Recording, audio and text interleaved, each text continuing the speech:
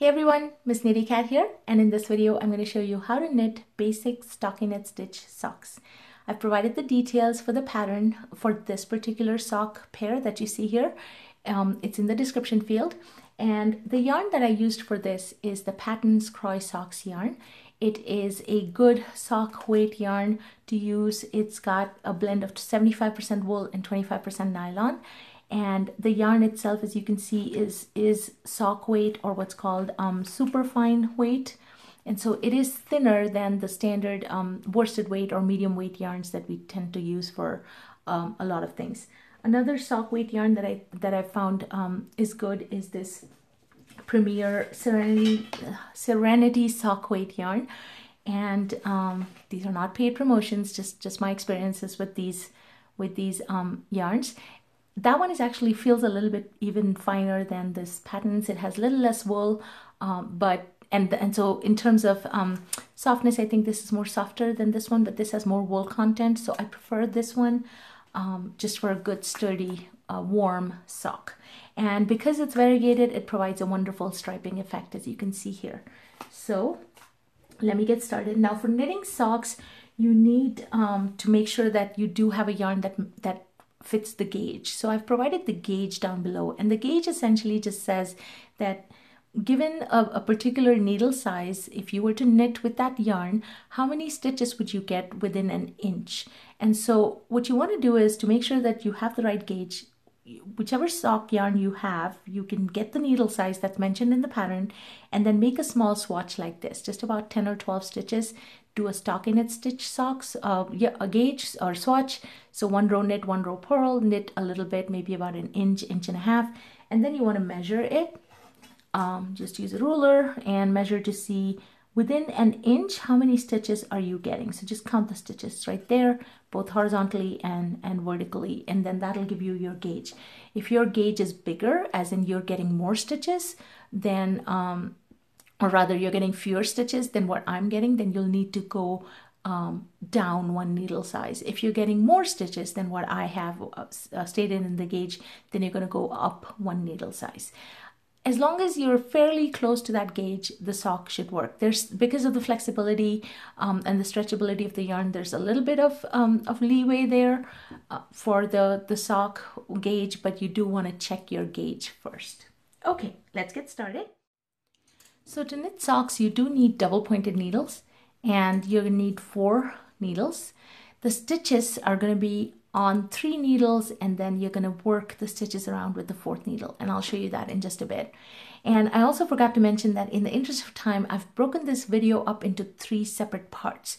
So after this video, I've provided the links to parts 2 and 3. And so be sure to click on those to get the to look at the rest of the steps, because I just want to make sure I demonstrate all the steps to you. So for this demonstration, I've cast on 32 stitches, which is half, or not half, just a little over half the number of stitches I've mentioned in the pattern for the socks. So just so that I can knit through them a little bit quicker. All right. So you can cast on all your stitches on 1 needle, and then we'll split them onto 3 needles. And right now for this demo, I'm using worsted weight yarn, but when you actually use your sock yarn, you might think, oh well, 60 stitches aren't going to fit onto a needle because the pattern tells you to cast on 60 stitches. But with the sock weight yarn, they will actually fit, as you can see over here. So after you've cast on your stitches, have your working yarn end on this side, and then move your stitches to one end, and we're going to split them onto 3 needles. Now, because I have 32 stitches, I'm going to split them about 10, 10, and 12 stitches. So let's do 10 stitches onto 1 needle. So I'm going to take 1 needle and just carry over 10 stitches to that needle. 2, 4, 6, 8, 9, 10, 10, 2, 4, 6, 8, 10. Sorry, my counting's a little bit off today. All right, here we go. So that's 1 needle, or needle 1. We're going to call it needle 1. Take your second needle, I'm going to transfer 12 stitches onto this needle. So 1, 2, 3, 4, 5, 6, 7, 8, 11, 12. Okay, and that should leave 10 stitches on this third needle that we're going to call needle 3. So needle 1, needle 2, needle 3. It helps to have a table as a base when you're doing this step so that you have something for it to rest on. Because after you're done, you want to go ahead, bring your stitches to the center and turn your work and have your work sitting like this. The most important thing at this point is to make sure that your stitches are not twisted, that your needle hasn't accidentally twisted, that all of your stitches are facing the same direction. Okay, when you're done with that, then you're gonna start knitting the cuff, and the cuff is knit in knit 2, purl 2. So sorry, let me just make this a little bit cleaner over here. Okay, here we go, and there.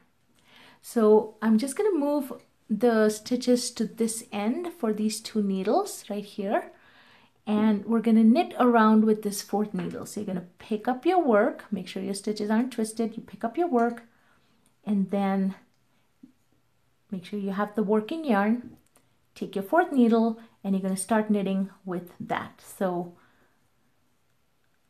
hold on to the tail end of the yarn like that, maybe with your hand, just to keep a hold of that 3rd needle. Take this 4th needle, insert it, and then you're going to take your working yarn, wrap it around it, and knit. And in doing so, now you've joined your work. So this is really no different if you're used to knitting on a circular needle. This is no different than that, except instead of doing it on a circular needle, we're doing it on double pointed needles. So the cuff pattern is knit 2, purl 2. So we're going to knit the first 2 stitches, and then bring the yarn to the front and purl the next 2 stitches. And you're just going to do a knit 2, purl 2 all the way around. So knit 2, purl 2, and because I have 10 stitches on this first needle, my work ends in a knit 2 on that needle. Then I'm just going to turn. Now I'm on needle 2. Okay, I'm going to bring the stitches to the end here, and I'm going to continue knitting. So because I ended in a knit 2 there, I'm doing a purl 2 here. In your pattern, you're going to have an even number of stitches, or a multiple of 4 stitches on each needle. So you'll end in a purl 2 on the first needle. You'll start with a knit 2 again. Okay. Nope. And this can feel a little bit awkward when you're doing it for the first time. If you've never worked on double pointed needles, this might seem a little challenging, but don't give up. I promise you it will get easy. I'm just not used to knitting with double pointed needles that are so big. Since for socks, I tend to knit with those tiny needles, and so I'm finding it a little bit awkward because of that. All right. So in this one, I'm going to end again with a knit 2. That was my needle 2. Bring these stitches all the way to the end on needle 3, and then continue knitting. So because I ended in a knit 2, I'm going to start with a purl 2. Again, you're going to follow the pattern for the number of stitches provided in the description.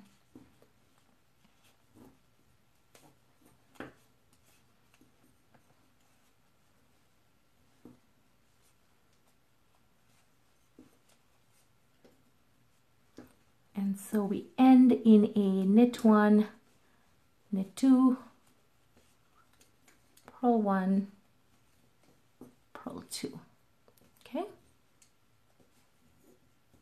And if you get this little bit of a gap at the end, don't worry about it, because once you start the second row, that gap will disappear. And I've provided a different video on how to clean up this edge, the cuff edge, when you're all done with the sock. Okay, so that's it. That's the end of row 1. Once you've reached the end of row 1, for the cuff, you're going to continue knitting knit 2, purl 2 all the way around till you get the cuff size that you want, or that's provided in the description field. So I'm just going to do a couple more rows here, and then I'll meet you up to start the stockinette stitch. So once you finish knitting the cuff, and here you'll see I've only knit a few rows here of the knit to purl to rib. But once you're done with that, then you're ready to begin the stockinette stitch. And since we are knitting in the round, the stockinette stitch is just going to be knit all the way around. So you're going to insert your 4th needle, and you're just going to knit all the way around. So I'm just going to do 1 row here, and I think that's the easiest part working on the sock, is when you're doing this the main body of the sock, because it's in basic stockinette stitch. And you can always try a different pattern if you didn't want to do a stockinette stitch, you wanted something a little bit more complex. As long as your pattern fits the number of stitches, you could do a pattern for the cuff of the sock. You could do a knit to purl to, you could do a seed stitch pattern, or any kind of pattern you want that will fit when worked in the round and worked on the number of stitches that you have as you're knitting the sock. So in the examples that I showed you earlier, they were all basic stockinette stitches, but I'll show you a couple other examples where I've actually have knit a pattern there, so that the cuff of the sock, or the upper part of the sock, has a little bit of a pattern than just basic stockinette stitch, but nothing wrong with just basic stockinette. Okay, so that was around needle 2, and now knitting needle 3, and just knit all the way around. So you'll do 1 row, you come to the end of that row,